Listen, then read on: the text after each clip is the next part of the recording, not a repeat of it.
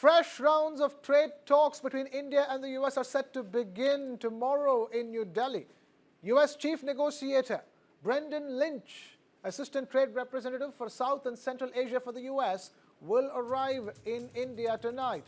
He will resume discussions on a Bilateral Trade Agreement or BTA with his Indian counterpart Rajesh Agrawal, the Special Secretary in India's Commerce Department. India and the US have been negotiating for several months to seal an interim trade deal, but progress has been slow. India has raised concerns over Washington's demand to open up the agriculture and dairy sectors, areas seen as vital for millions of Indian livelihoods. Talks on a broader bilateral trade agreement began in March this year, but with both sides aiming to complete the first stage of the pact by October-November 2025. The negotiations come amidst a heated tariff war triggered by US President Donald Trump. In late August, Trump announced 25% tariffs on Indian goods, only to double them to 50% within days, citing India's continued imports of Russian oil. The measures took effect on August 27th. Trump has vowed to maintain a policy of reciprocal tariffs, matching duties imposed by other nations to ensure what he calls fair trade. Despite these strains, both leaders have struck an optimistic tone.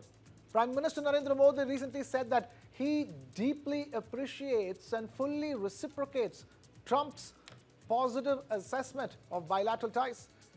From Washington, President Trump described India-US ties as a very special relationship, adding that he and Modi would always be friends, insisting that there was nothing to worry about. Ahead of the next big round of trade talks, India's chief negotiator Rajesh Agrawal has said that New Delhi and Washington will, quote-unquote, fast-track those trade talks.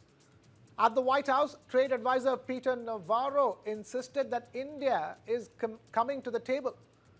But the big question remains, will India and the US crack a breakthrough deal, or will the tariff strain deepen?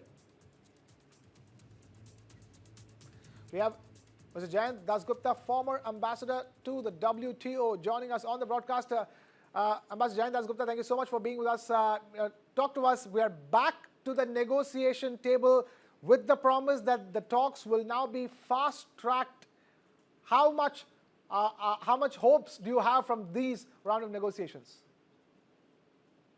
Well, I am quite, optimistic because of the statements that have come out from both the Commerce Minister and as well as our Prime Minister. But I would also strike a note of caution because there are quite a few things which remain unresolved. One of the biggest things, and Howard Lutnick has mentioned it even, I think, on Sunday in a TV interview, it is about why isn't India buying American corn? Then there is this huge overhang of the purchase of Russian oil. And India has made it clear implicitly that it will continue to buy Russian oil. So there are these issues about, of course, dairy and GM soya and corn, and then Russian oil purchases, Russian military purchases, and finally, whether India should remain a part of BRICS, which I don't think is under any kind of cloud as far as India is concerned. But I think there have been stray comments by Peter Navarro, by Howard Lutnick, about India, being a part of this anti-US coalition, as President Trump has mentioned it. So all these things need to get resolved before we finally come to a resolution of this bilateral trade negotiations. And one more point I wanted to mention, and that is with this 50% tariffs, there is no way India will agree to any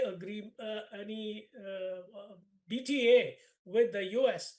That 25% secondary tariff has to be rolled back. The first tranche of 25% is also too high. It has to come down to 20% or 15% levels for India to accept any kind of a trade deal. Right. The other question is that the sticky points remain because as far as the agriculture and dairy sector remains, at this stage one can be sure that India is not going to be willing to relent on that front. And then US has been going on and on still about Russian oil purchases by India. Again, something that's not going to change. And in that sense, what do you think that they're going to be able to agree upon, even if there is the first phase of that interim trade deal, which was meant to be concluded by October, November 2025, either way? The first tranche was supposed to comprise only trade in goods. And we have been talking only about trade in goods. Services has not been on the table, neither has been investment and all the other issues. So, in trade in goods itself, there are these very wide gaps still remaining. One of them is about the reciprocity bit. The US has not reciprocated in terms of lowering its own tariffs below the pre Trump levels for either the EU or Japan or Korea or any of its other partners with whom it uh, seems to have struck some kind of an agreement.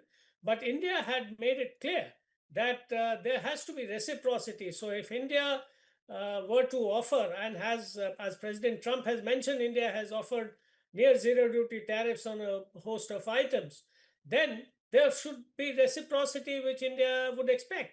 And that reciprocity has to be lowering the tariffs in areas of India's interest to below pre-Trump levels, that is below December 2024 levels.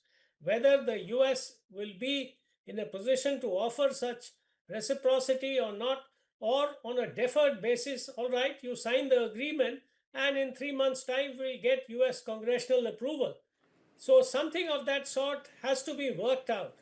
Whether the US is in a position to say that, Right. there's a question mark. The last point I wanted to mention is that the US seems to be in a bit of a hurry because the Supreme Court verdict on the appeal may come out by about November, middle of November or end of November.